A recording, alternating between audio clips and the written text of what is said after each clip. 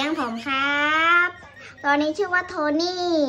ตัวนี้ชื่อว่าเป๊ปซี่ตัวนี้ชื่อว่ากล้วยหอมเลขอีก2ตัวที่อยู่ข้างในท่านผู้ชมอาจจะไม่เห็นนะครับเพราะว่ามันพาตัวกับใบไม้ดีมาก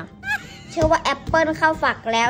อีกตัวหนึ่งเพิ่งลอกคราบออกมาใหม่ๆชื่อว่ากล้วยปิ้ง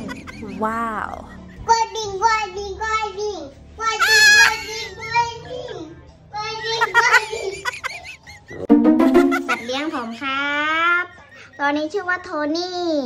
ตัวนี้ชื่อว่าเป๊ปซี่ตัวนี้ชื่อว่ากล้วยหอมเลขอีก2ตัวที่อยู่ข้างในท่านผู้ชมอาจจะไม่เห็นนะครับเพราะว่ามันพาตัวกับใบไม้ดีมากชื่อว่าแอปเปิลเข้าฝักแล้วอีกตัวหนึ่งเพิ่งลอกคราบออกมาใหม่ๆชื่อว่ากล้วยปิ้งว้าว